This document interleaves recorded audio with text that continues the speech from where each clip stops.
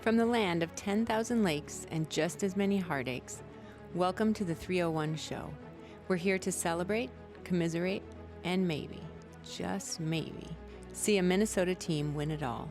Whether you're dreaming of a Vikings Super Bowl, reliving the glory days of the Twins, or still recovering from the Timberwolves roller coaster, we've got you covered. This is the 301 Show, where the North remembers and the passion never fades.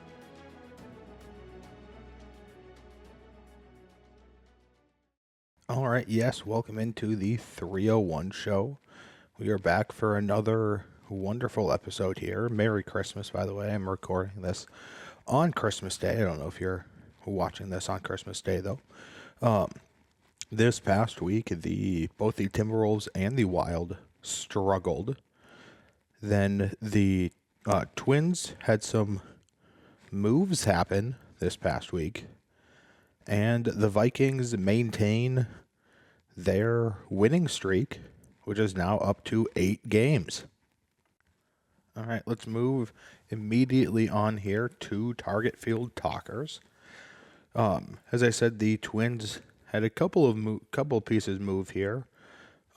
Unfortunately, both of them were moved out as Max Kepler signed a 1-year deal worth $10 million with the Philadelphia Phillies.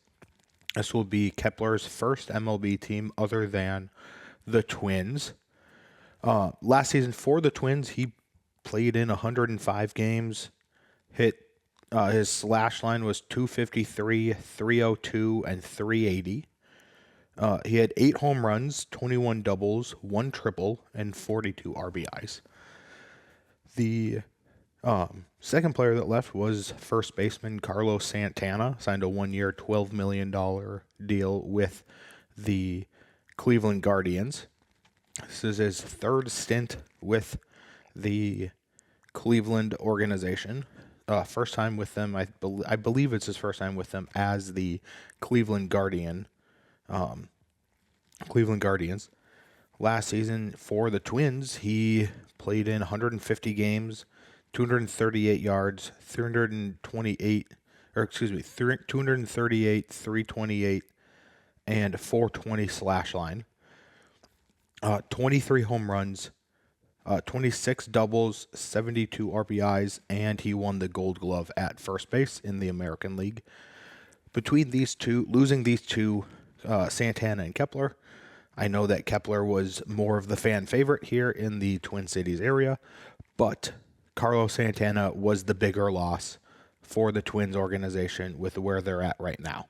They have a plethora of young corner outfielders that are waiting for a chance to play every day. I think like Larnick and Wallner are probably going to take over those corner positions as long as, Buxton can hold up in center field. And I would personally rather see those two out there than Kepler, because Kepler would have a couple weeks where he would play absolutely outstanding, like arguably the best player in the league.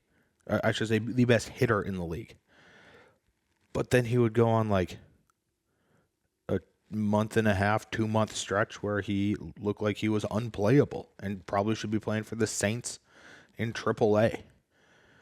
Santana did not get off to a hot start offensively, but his defense, obviously won a Gold Glove. His defense all around at first base was phenomenal. He turned so many errors by the other infielders for the Twins into outs. He saved them from being errors on the other players. Not to mention he also hit 23 home runs and had 71 RBIs, so had a productive overall on average year at the plate in 150 games. He's in his late 30s and still only missed 12 games all year in the regular season. Like that is a massive loss. And I know first base is probably the position where a lot of people just say, "Oh, just throw anyone over there at first base." But when you see what Santana did with him not like being able to turn these otherwise errors into outs, I don't see how you can just continue to say just throw anyone over at first base. Like, it's going to end up being Jose Miranda or Edward Julian probably at first base. And I don't think that's going to go as well as Carlos Santana being at first base. Like, I don't know. I wish the Twins weren't in this ownership debacle right now. They're kind of turning into the Timberwolves at this point. But I wish they hadn't, they weren't in that and were actually able to go out and spend money on players. And I wish they weren't in this TV negotiation debacle too. But that's where they're at right now. And the current owners, the Pohlads, are still the current owners of the Minnesota Twins, don't want to spend money on free agents. That's just a matter of fact.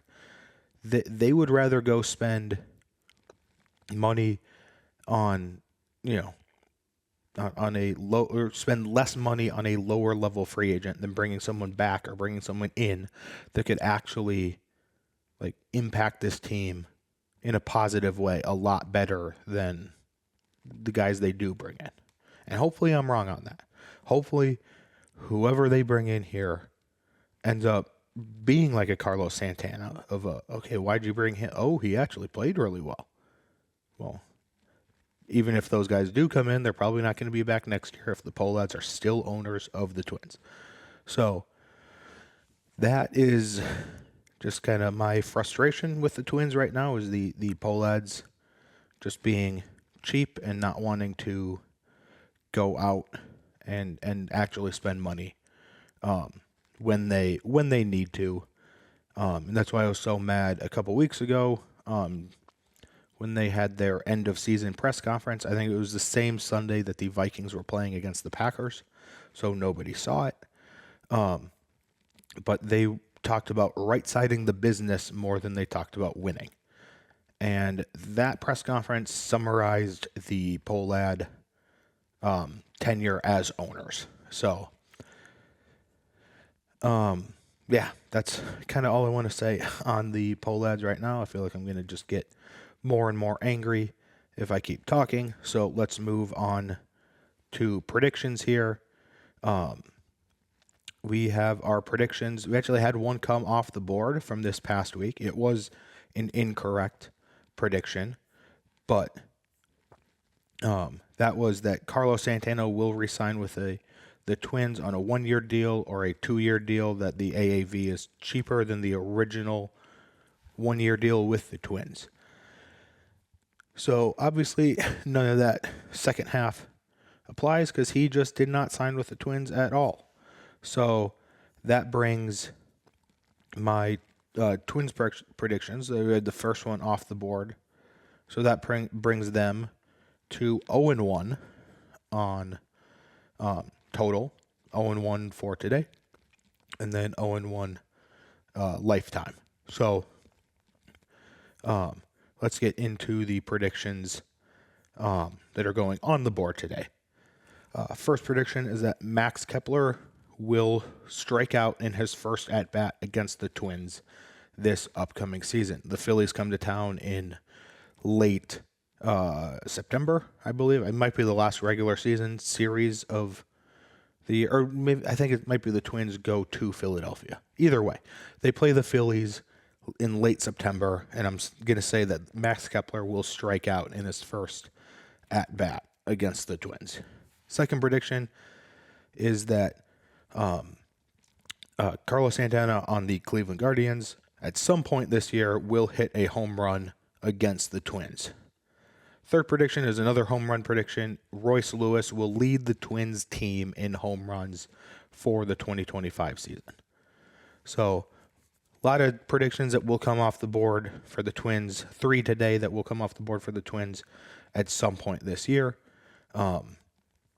And get a lot of those that will come off the board at some point this year for the Twins. So once the season starts, we'll start seeing more Twins predictions come off the board here. But for now, let us move on to the Wolves' Den. All right, now with the Wolves' Den, They struggled this week. They had 3 games this past week. They played the New York Knicks. They lost 133 to 107. That was Cat's return. Cat played great back here in Minnesota, 32 points on 10 of 12 shooting. He had 20 rebounds, 6 assists, and 2 steals. And yeah, the Wolves were completely outmatched that night, losing by almost 30 points. They lost by the high 20s, and they just did not deserve to win that win that game with how they played. And they played a couple days later against the Golden State Warriors at home. Both of these games, both the Knicks game and the Warriors game, were at home. They lost to the Warriors 113 to 103. Steph went off for 31 points on 10 of 21 shooting with 3 rebounds and 10 assists. And they, again, none of these games, again, then they played at Atlanta, 117 to 104. Trae Young scored 29 points on 8 of 15 shooting with 2 rebounds and 7 assists. I did not see that game. I was at the Wild game that night. We can get into more of that once we get to the Rinkside Rundown. But none of these games, at least the first 2, they did not look like they deserved to win any of that. But they didn't. They lost all 3. Coming up here, I am recording this, as I said, on Christmas. So one of these games in the look ahead is going on right now. That is against the Dallas Mavericks. That was 1:30 on Christmas Day. They play at 7 a couple days from now on the 27th. They play at 7 on the 29th. Again, they're in San Antonio against the Spurs. And then they play, not in San Antonio. They play at home against San Antonio. They play in Dallas and in Houston. Then they play at home against San Antonio. And then they are back on the road on New Year's Eve in Oklahoma City at 7 p.m. So they do have another just tough week here against 3 pretty good teams. And I will say they just seem like one of the streakiest teams in the NBA, where they will win 3 in a row, 4 in a row, and then lose 3 or 4 in a row. And it just, if you actually want to be a championship contender, it cannot continue like that. That basically means you are a 500 team. And in the NBA, 500 teams don't really go on runs. Jimmy Butler and Miami Heat did it. A couple years ago, they made it to the finals, and they were the 8 seed, I think, in the East, 7 seed in the East. But generally, it's one of the top 3, top 4 teams in the conference make it to the finals and win the finals. Boston won it as the best team in the NBA last year. So the Wolves have a lot to do to start improving here before they get to crunch time in December, or in May, or I guess April, end of the year, end of the regular season and playoffs potentially. They've got to turn it around pretty quickly here. So as for the team rankings, they are 14-14 in 28 games played. They are 3rd in the division, 10th in the Western Conference, so they would get that last play-in spot if the season ended today. They have 109.3 points per game, which is 23rd. Field goal percentage, they are shooting 45.7%, which is tied for 19th. 3-point field goal percentage, they're at 37%, which is tied for 12th. Free throw percentage, they're 78.8%, which is 11th in the NBA. Rebounds per game, 42.7%, or 42.7, which is tied for 22nd. They are 4.6 blocks a game, which is 23rd in the NBA. The turnover differential, they have been fluctuating around that 1-0 to minus half, I think, last week. And now they are exactly 0. They are turning the ball over as much as the other teams are turning the ball over. And that is tied for 15th. So they are exactly average in the turnover differential category. Points against per game, they are 107.2, which is 4th lowest. So the defense continues to excel. The field goal against percentage is 45.9%, which is tied for 9th. The 3-point field goal percentage against is 34.6, which is 6th in the NBA, 6th lowest in the NBA. Rebounds against per game is 43.4, which is 8th. And then blocks against, they're getting blocked 4.8 times per game, which is tied for 12th in the NBA. So, again, as I've said all year, their defense is leading them right now. But you'd like to see that offense pick it up a little bit and start to do. And there's going to be games where you let up 133 points to the New York Knicks. That's the NBA. It's gonna happen. But you should generally be there was that stat, the streak they had. I think they are still on it. It's when they let up less than 92 or less points, they win. When they let up more, they lose, and that has been the case over the last month, probably. At least it seems like over the last month that's been the case. And that goes to show how important this defense is to this team. And the defense is playing very well, but the offense just needs to be able to match that. So we will wait and see if they can the offense can figure it out here and turn it around. Otherwise, they are going to be scraping into the playoffs and probably won't make it out of the play-in tournament. Or if they do, they will be first-round exits. So, that's just honestly where we're at with the Timberwolves so far. As for predictions, this was my worst week for any singular segment. Ignore what the today is. Today says it's a typo. But here is my predictions for the Wolves' Den so far this week.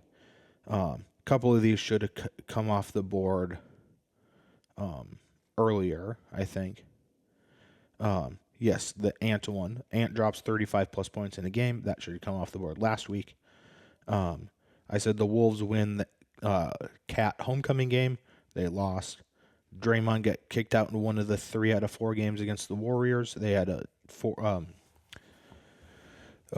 stretch where they played the Warriors 3 times very quickly, and he did not get kicked out in any of those games. I said that Ant will outscore Cat in that Knicks game. Wolves beat the Knicks by 10 plus points, and Cat follows out. All of those were very far from actually happening. So ignore it says 1 for 3. It was 0 for 6. So that is a typo. This overall one is correct. I am 4 for 17 on the season. And that is good for 24% correct. So a quarter correct on my predictions. 3 new predictions coming on the board today. First one is I do think the Wolves will at least semi turn it around. They will be an above 500 team. I said the Wolves will win 45 plus games this year. Second prediction is before next week's episode. In their 4 games, the Wolves will win 2 or more games in the next week. And then also before next week is that Ant will drop 30 plus points in a game. So Wolves win 45 plus games this year. The Wolves win 2 plus games before next week's episode. And Ant drops 30 plus points in one game before next week's episode. All right, now moving on to the Nordic Report. This past week, the Vikings beat the Seattle Seahawks in Seattle for the first time since 2006. They won 27-24. The offense didn't turn the ball over once, as both Justin Jefferson and Jordan Addison found the end zone. JJ found the end zone twice. Will Reichert was perfect. He went 3 for 3 on the extra points after the wide receivers' touchdowns, and 2 for 2 on field goals. So, Will the Thrill coming up big again for the Vikings when they need him to. Dallas Turner and Theo Jackson both had interceptions, so the Vikings won the turnover battle 2-0. And I just thought it was a, very well-rounded game. I thought it was all, just a pretty good game overall. I thought the defense played pretty well. I thought there were individual players that played very, very well on the defense. I thought the offense played really well too. They fought back when they needed to. So did the defense. Defense coming up with stops and delaying the Seahawks in any way they could. And yeah, I thought it was just an all around pretty good performance by the Vikings this week in Seattle. Do have a game ball to give out. The second honorable mention, getting third place basically, is Andrew Van Ginkel. He had 5 tackles, 2 sacks, and 2 tackles for loss. Justin Jefferson gets my top honorable mention for second place. He has 10 receptions for 144 yards and 2 touchdowns. And the game ball has to go to quarterback 1, Sam Darnold.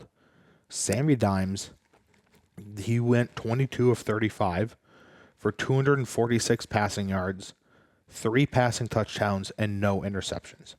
He very clearly got talked to after the Jacksonville game, and probably by KOC, maybe Josh McCown too, but he very clearly got talked to after that, and they sat down and figured out Sam Darnold's turnover issue. In that, if you remember, in that Jacksonville game, it looked like that game there were 21 people on the field on both sides of the ball that wanted to win that game, and Sam Darnold was the one player that did not want to win that game, and he threw multiple interceptions, and they could just not hold on to the ball.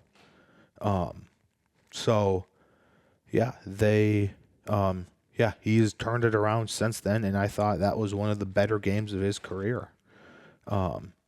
This upcoming game is against the Green Bay Packers. Packers hate week.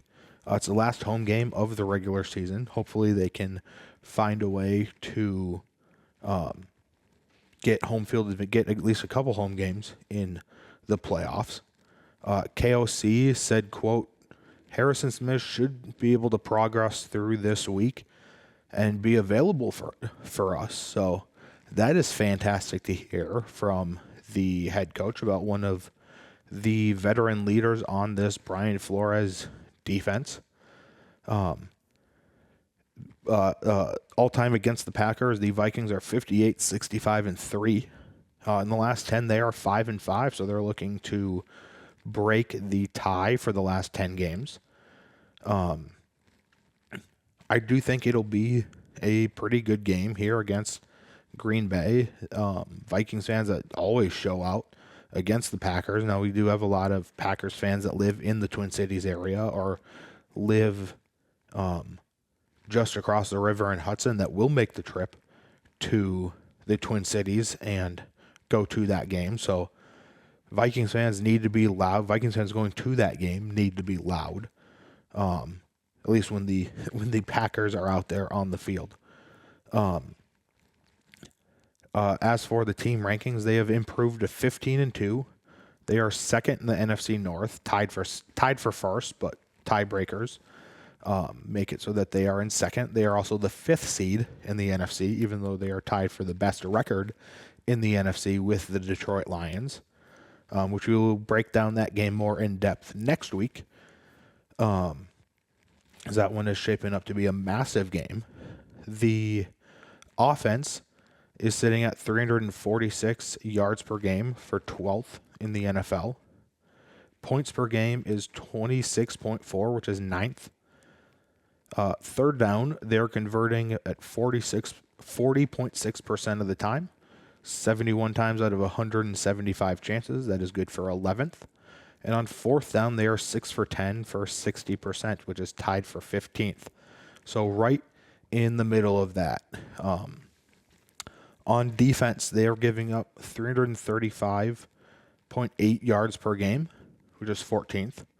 Points allowed per game is 18.4, which is second in the NFL. Third down, other opposing teams are 33.7%, which is 65 out of 193, which is good for second in the NFL. And on fourth down, teams are 11 for 30 for a 36.7% conversion rate, which is number one lowest in the NFL. The Vikings are stopping them the most on fourth down in the entire league, which is massive for this team. If you are getting them into third and fourth downs, there's a very, very good chance that this Brian Flores defense stops the opponent, just statistically speaking. On special teams, they are 30 of 34 for field goals. That is 88.2%. The long is still Will Reichert's 58-yarder against the Houston Texans in Week 3. On extra points, they've only missed the one, 42 of 43. That is 97.7. And then as for predictions for this week, the ones that came off the board, we had 3. I said the Vikings would win by 6+ points. They did not. They won by 3. TJ Hawkinson will score a touchdown. He did not. Still hasn't scored a touchdown all year. And then this one probably should have come off the board earlier this year, but I said Matthew Stafford will not be a Viking this season. This was made when there were some heavy rumors that the Vikings would be trading for Matt Stafford. And we can come back to this if somehow he gets cut by the Rams. There is probably a negative chance that he gets cut by the Rams and the Vikings would pick him up. But we can change that if by the end of the season he somehow is a Viking. But I'm counting that as correct for now. So 1 for 3 today. That leaves us 9 for 29 overall, and that is good for 31%. And then predictions going on the board today. I've got 3. First one is Sam Darnold will throw 2+ touchdowns against the Green Bay Packers. Justin Jefferson scores a touchdown, and the defense forces 2+ turnovers. I do think this Packers team is a lot better than when we played them in Green Bay the first time. Jordan Love was playing hurt that game, and I think Jair Alexander was out too that game as well. But I do think the Vikings will win this game against the Green Bay Packers, especially since it's here in the state of Minnesota. So, I do think we're going to win. I do think that would lead to a very interesting matchup against the Detroit Lions in Week 18. All right, and finally, the Rinkside Rundown. The Wild played 4 games this past week. They went 1-3. They lost to the Panthers 6-1 last Wednesday. Fleury had stopped 27 out of 33. The only Wild goal was from Marco Rossi. Matthew Tkachuk had 2 goals that game, and he had 6 hits, so he was doing everything for the Florida Panthers. On Friday, then, they played the Utah Hockey Club. They lost 2-1. Fleury I thought he played very well that game. He stopped 16 of 18. Zuccarello scored the only Wild goal from Rossi and Kaprizov. And Dylan Guenther scored both goals for Utah. It was a mad dash at the end of the game where the Wild came just inches, it felt like, away from tying that game. The next day, on Saturday, they traveled to Winnipeg where they lost 5-0. Interesting stat about that one is that was their first time getting shut out all year. So that is pretty good for the Wild. The Jets had 10 different point getters and 5 different goal scorers. So no player had more than 1 goal in that game.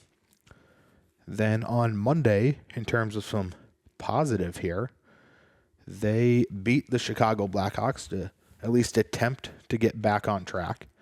They won 4-3. That was Gus Bus's first game back from being injured. He stopped 28 of 31 shots. Both Nick and Marcus Foligno scored. Marcus's goal was an empty netter, but it ended up being the game-winning goal as they scored to make it 4-2, and then Chicago scored to make 1 goal after to make it 4-3. And Brock Faber scored an absolute beauty of a goal, a one-timer. And he got the pass from Brodin, who was down in the corner. So it was 2 defensive partners passing it to each other to score the goal, but it was from the offensive corner. If you have not seen that goal, please go look it up. It was an absolute beauty. I thought the Wild played pretty good that game. There was some sloppiness. It was not a perfect game by any means, but I do think their highs were very high, and they looked very good when they looked good. And then I thought they looked, I wouldn't say terrible, but I thought they were bad when they did not look good. This upcoming week, they play Friday the 27th in Dallas at 7 p.m. They play Sunday the 29th against the Ottawa Senators back home, also at 7 p.m. And then on New Year's Eve, Tuesday, they play the Nashville Predators at 7 p.m. So there are, again, 2 games against divisional opponents coming up. So that is massive couple of points right there. You don't want to leave those points on the board. If you're going to lose to one of these teams, please have it be the Ottawa Senators to give 2 points to an Eastern Conference team and not a Western Conference, especially someone that you are battling for one of the 3 divisional spots. I would be more okay with it if it was a Pacific Division team, but I still would rather, if we're going to lose games, I'd rather lose the Eastern Conference teams. As for the team rankings, they are now 21-10-4, 46 points on the year. Second in the Central Division behind the Winnipeg Jets. Third in the Western Conference behind the said Jets and the Vegas Golden Knights.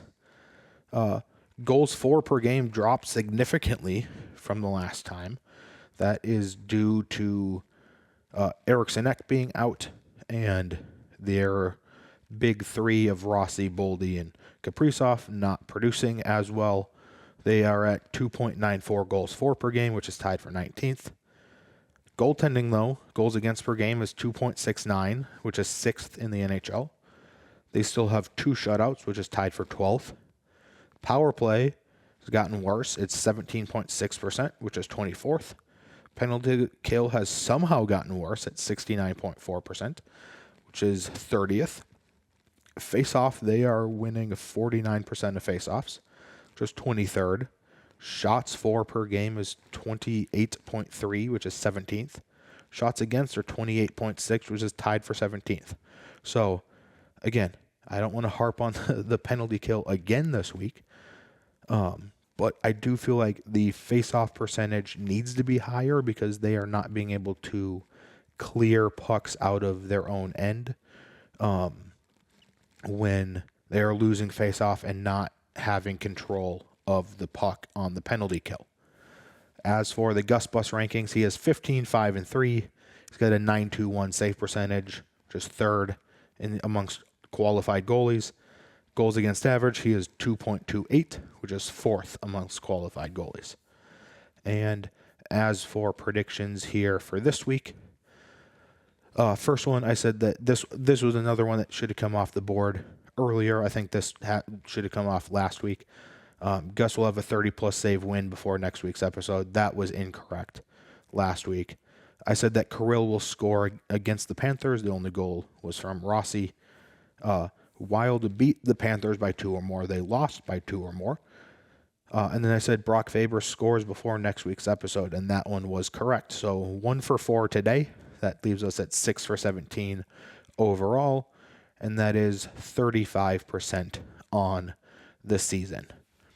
As for my 3 predictions for this week's episode that are going on the board, I said that Kirill will score 3+ goals before next week's episode. I think he's going to get back in the goal column.